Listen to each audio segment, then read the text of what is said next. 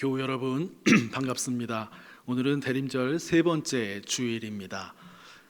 대림절을 시작하면서 오늘까지 우리는 소망, 또 평화, 기쁨의 촛불을 차례로 밝혔습니다. 촛불이 세 촛불이 밝혀져 있습니다.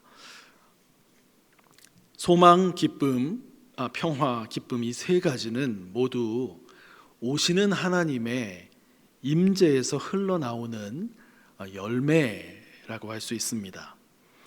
대림절은 그 하나님을 기다리며 어두운 현실 속에서도 다시 새 마음으로 길을 걷는 절기입니다.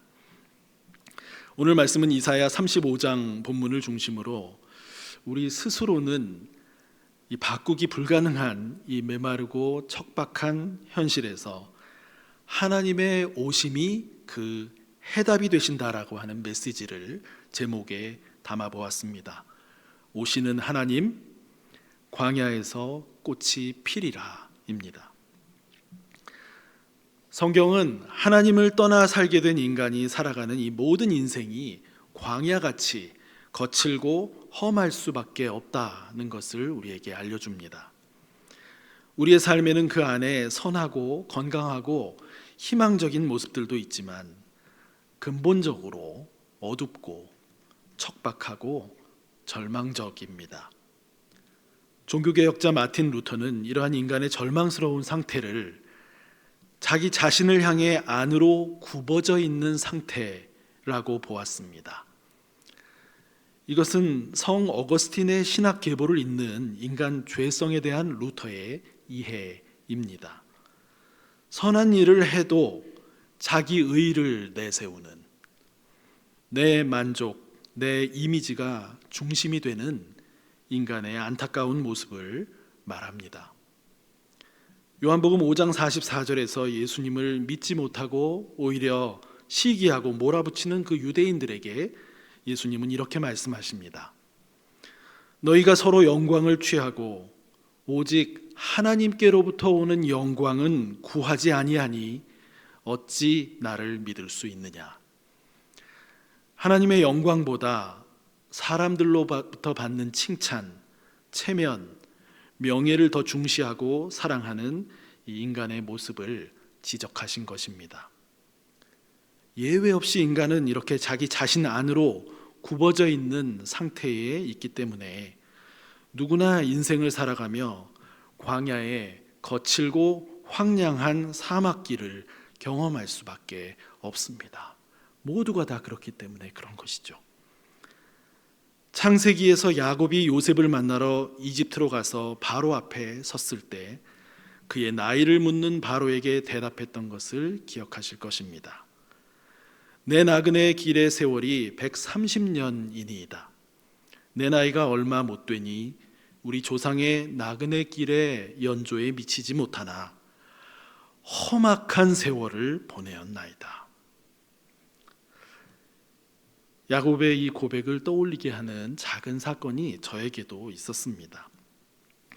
미국의 버클리에서 공부하던 그 시절에 제 어린 딸을 유모차에 태우고 아내와 함께 자주 걷던 산책길이 있었습니다.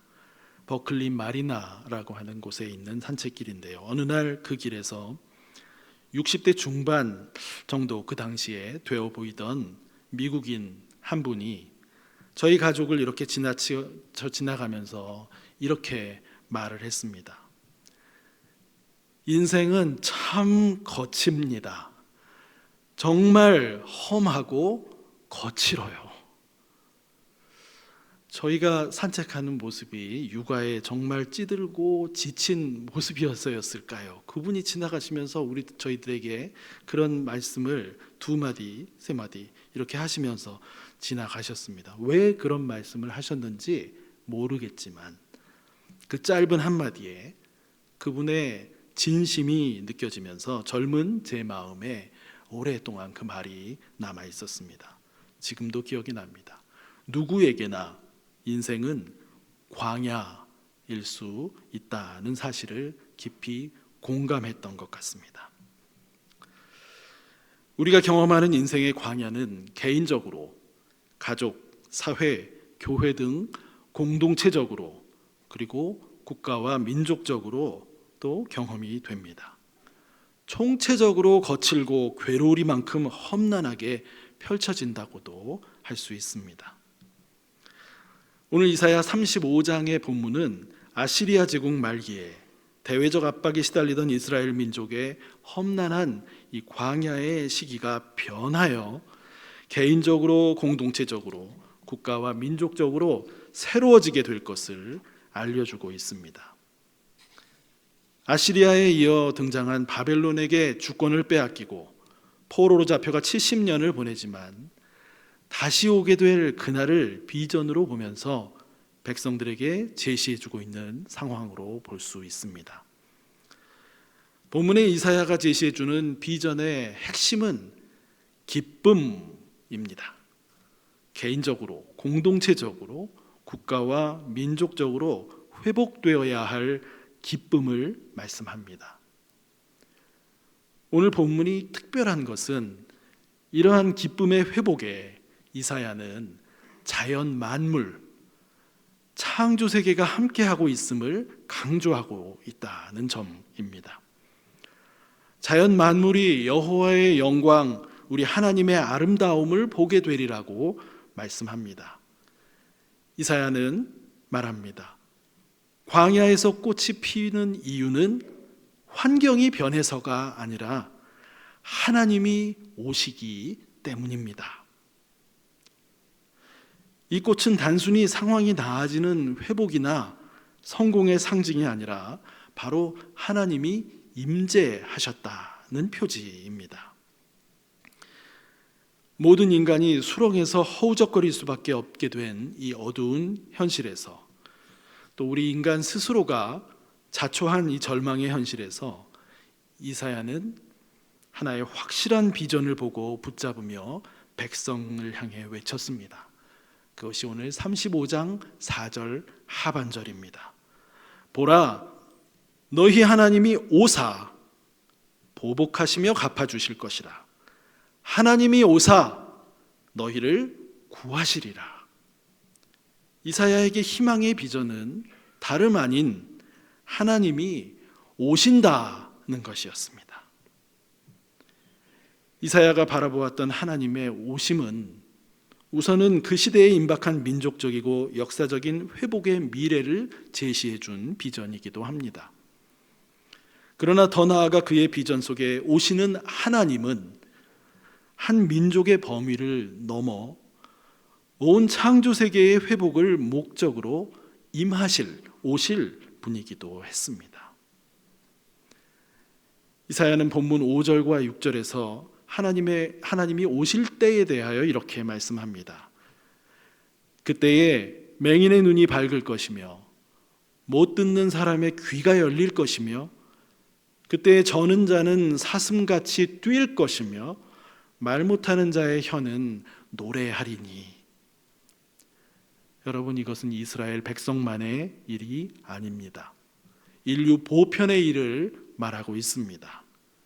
한 걸음 더 나아가 이사야는 이러한 맹인, 듣지 못하는 자, 저는 자, 말 못하는 자의 회복과 아울러 광야에서 물이 솟고 사막에서 시내가 흐르며 마른 땅과 사막이 변화되어 못과 샘의 원천이 되는 일을 함께 묘사하고 있습니다.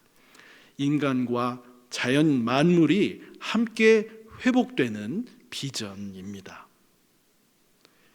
이사야가 본 오시는 하나님의 비전은 예수 그리스도 안에서 현실이 되었습니다. 예수님의 이 땅에 오심은 단지 한 시대의 개인들을 구원하기 위해 오신 사건이 아니었습니다. 하나님이 사람이 되신 성육신은 이 땅 전체 온 창조 세계가 거룩하게 되는 새로운 시작이었습니다. 예수님이 걸으신 자리, 예수님이 만지신 사람들, 예수님이 바라보신 세계는 그분의 임재로 인해 새롭게 이해되고 해석되기 시작했습니다. 그 오심은 온 세상을 거룩하게 덧입히신 사건이었고 이사야가 보았던 회복의 비전 전체를 비로소 실제가 되게 하는 그 전환점이 되었습니다. 예수님은 맹인의 눈을 열고 못 걷는 사람을 일으키셨습니다. 그리고 십자가에서 인간과 하나님 사이에 화해를 완성하셨습니다. 이것이 대림절의 기쁨입니다. 하나님께 우리 모두가 받아들여진 존재가 되었다라고 하는 기쁨입니다. 모든 인간에게 어떠한 예외와 차별 없이 하나님과의 관계가 회복되는 길을 예수님께서 이루셨습니다. 여러분과 저는 이 믿을 수 없이 복되고 기쁜 소식을 듣고 응답한 사람들로 오늘 이 예배 자리에 있는 것입니다.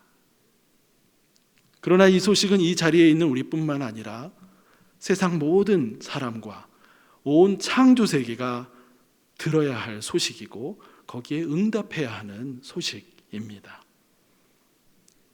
이 화해의 복음을 받아들이게 되는 것은 우리 힘으로, 우리 지식으로만이 아닌 성령의 도우심으로 가능하게 됩니다. 일단 받아들이는 자리에 들어서게 되면 그때부터 우리 삶에 우리도 모르게 자리하게 되는 것이 있습니다. 그것이 무엇일까요? 바로 오늘 대림절 세 번째 주일 주제이기도 한 기쁨입니다. 대학 입시 합격해서 오는 기쁨, 승진해서 오는 기쁨, 사업이 잘 되어서 갖는 크고 작은 기쁨도 있지만 이런 것들과는 근본적으로 방향이 다른 기쁨입니다. 그것은 하나님과 관계가 열려서 회복되어서 갖게 되는 근원적이고 영원한 기쁨입니다. 이 기쁨을 간직한 사람은 광야 같은 삶의 현실을 뚫고 나아갈 새로운 힘과 능력을 부여받습니다. 다른 말로 하면 대림절의 기쁨은 존재의 변화, 정체성의 변화에서 시작됩니다. 하나님과의 화해를 받아들이기 전에 정체성은 자기 안으로 굽어진 마음입니다. 성공, 학벌, 체면, 명예로 자기 가치를 증명하려 부단히 애쓰는 삶입니다. 그러나 화해의 복음을 받아들이면 우리의 정체성은 이렇게 바뀝니다. 나는 다른 그 무엇보다도 하나님께 받아들여진 사람이다. 이 정체성이 새로운 기쁨의 근원입니다. 지금까지는 내가 그래도 사회적 지위로, 학벌로, 재산으로 이러저러한 사람인데 와 같이 자기 스스로 안으로 굽어진 이런 정체성이 지배적이었다고 하면 예수께서 이루신 하나님과 화해된 삶을 듣고 받아들인 이후에 생겨진 새로운 정체성은 나는 하나님께 받아들여진 사람이야. 내 모든 것을 용납하고 용서해 주신 하나님이 내 모든 것을 용납하고 용서해 주신 그런 사람이야.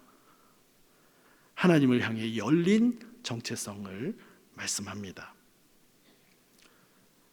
거꾸로 나는 세상에서 정말 볼품없는 사람인데 평범하다 못해 지지부진해 보이는 하나 내세울 것 없는 사람인데 하며 움츠러드는 개인적이고 사회적인 정체성을 가지고 있었다면 하나님과 화해된 삶이 되었다라는 것을 받아들인 뒤에는 그런 부정적인 정체성조차도 새롭게 이해되고 해석되기 시작하고 그것들에 연연하지 않게 되고 현실의 삶이 어떠하든지 새롭게 시작할 동력을 얻게 됩니다. 사랑하는 교우 여러분, 그리스도의 십자가에서 모든 인간이 하나님과 화해되는 길이 열렸다라고 하는 소식보다 더 인간을 새롭게 해주는 것은 세상 어디에도 없습니다.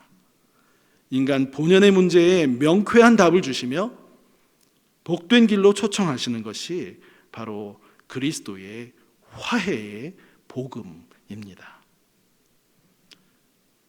우리 모두는 2000년 전 오신 하나님의 아들 예수 그리스도의 십자가 사건을 통해 하나님께 받아들여지게 된 이 새로운 정체성의 삶으로 초대받고 있습니다. 혹시 우리 중에도 아직 명확하지 않으신 분이 계시다면 오늘 말씀을 들으시며 하나님과 모든 인간이 화해되었다라고 하는 복된 소식을 다시 한번 마음을 열고 받아들이시기를 바랍니다. 주님의 십자가를 생각하며 내가 하나님께 받아들여진 기쁨의 사건을 묵상의 자리로 가져가 보시기를 바랍니다. 그리고 기도하시기 바랍니다. 주님, 제 마음에 찾아와 주십시오. 저도 믿고 싶습니다. 이렇게 나아가는 분께 하나님께서 왜 외면하시겠습니까? 큰 평강과 위로로 찾아와 주실 것입니다. 오늘 본문 8절에서 10절까지 해서 말씀하고 있는 것은 하나님과 화해된 사람, 즉 새로운 정체성을 회복한 사람에게 대로가 열린다라는 것입니다. 세상이 말하는 성공하는 지름길, 성공의 길이 대로가 아니라 하나님과 함께 걷는 거룩한 길, 대로입니다. 그 길에는 보호하심이 있고 함께 걷는 동료가 있으며 슬픔을 덮는 기쁨이 있습니다. 이것이 광야에서 피는 꽃입니다.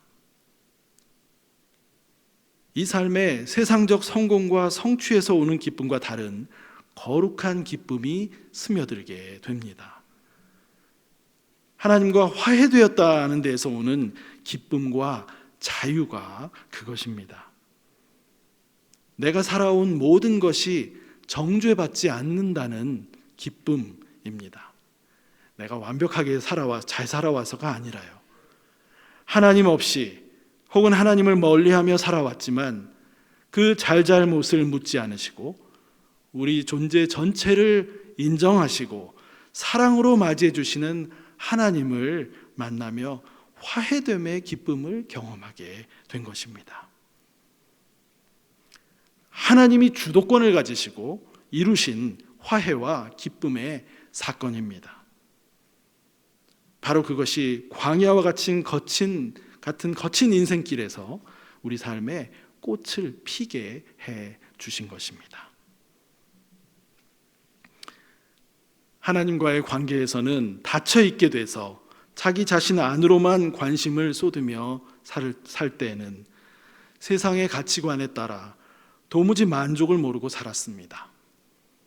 비교와 경쟁에 쉽게 마음을 빼앗기고 세상 가치 기준으로 자신을 바라보며 헛된 우월감, 헛된 열등감을 가지고 얼굴과 마음에 참된 기쁨을 잃고 살았습니다. 진정한 기쁨은 내 안에 없는데 어떤 일 하나 잘한 것 가지고 세상은 엄청난 칭찬을 해주기도 하고 때때로 무슨 일을 실수했을 때, 잘못했을 때 세상은 잔인하게 낙심과 절망으로 우리를 몰아가기도 했습니다. 이때 이사야 선지자에게 우리에게 주시는 복음의 말씀이 이것입니다. 하나님이 오신다. 자기 자신 안으로 굽어 들어가지 말고 오시는 하나님을 향해 마음을 열라. 오시는 하나님, 즉 하나님과 영적으로 화해의 관계를 갖게 되고 삶의 문제를 전적으로 다른 시야와 관점에서 보면서 해석하며 사는 그 기쁨이 오시는 하나님 때문에 가능하게 됩니다. 이렇게 전혀 다른 시야와 관점으로 광야길을 걸어가는 우리에게 하나님께서는 몇 가지 중요한 약속을 주십니다. 이 약속을 확인하면서 오늘 설교를 마무리하고자 합니다. 첫째는 거친 인생길에서 이 구별된 길을 걸어가는 동료들 형제 자매들을 만나게 될 것을 약속하십니다. 왜냐하면 이 구별된 길을 전인격으로 따르며 사는 사람들은 그렇지 않은 사람들과 다를 수밖에 없기 때문입니다. 그래서 외로울 것 같지만 외롭지 않습니다. 그들과 참된 사랑과 은혜를 나누며 그들 가운데 함께 하시는 하나님으로 인해 넉넉히 삶을 헤쳐나가도록 도우실 것입니다.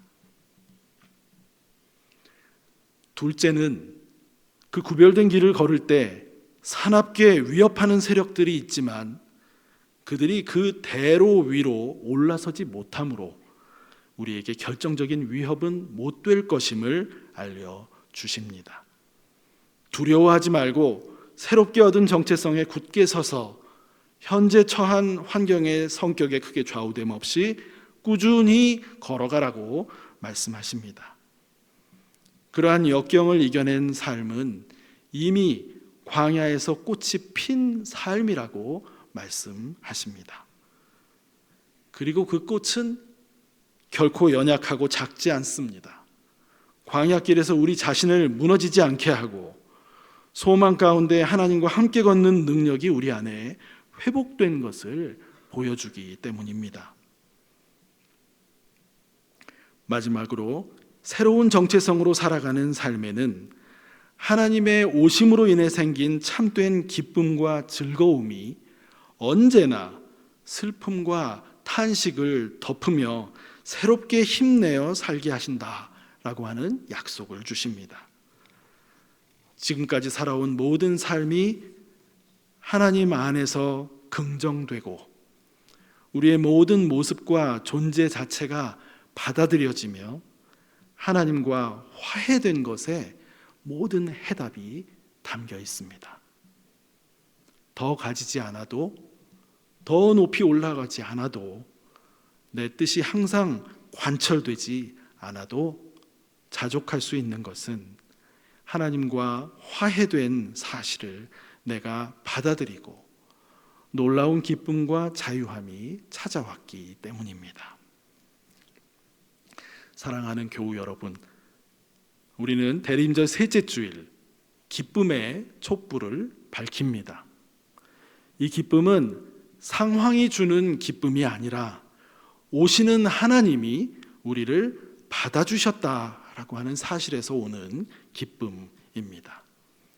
이미 오신 하나님, 지금 우리에게 오시는 하나님, 그리고 다시 오실 하나님을 기다리며 광야 같은 삶의 현실 속에서 하나님의 임재라는 꽃이 여러분의 삶에 지속적으로 아름답게 피어나기를 간절히 소망합니다.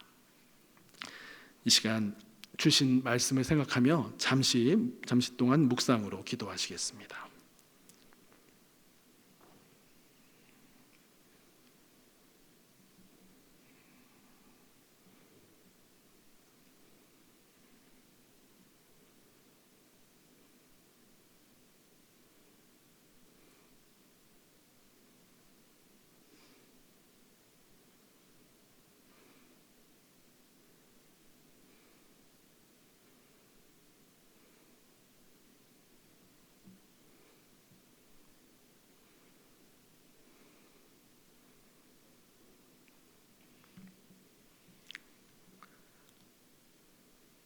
오시는 하나님, 하나님과 화해된 삶에서 오는 기쁨이 믿음으로 응답하는 모든 이에게 충만하게 하여 주옵소서. 이 대림절 동안 그 기쁨이 우리의 삶을 새롭게 하게 하시고 하나님 백성된 정체성을 붙들고 광야 같은 일상 속을 걸어갈 때마다 성령께서 우리를 인도하여 주옵소서. 감사드리며 예수님의 이름으로 기도드립니다. 아멘.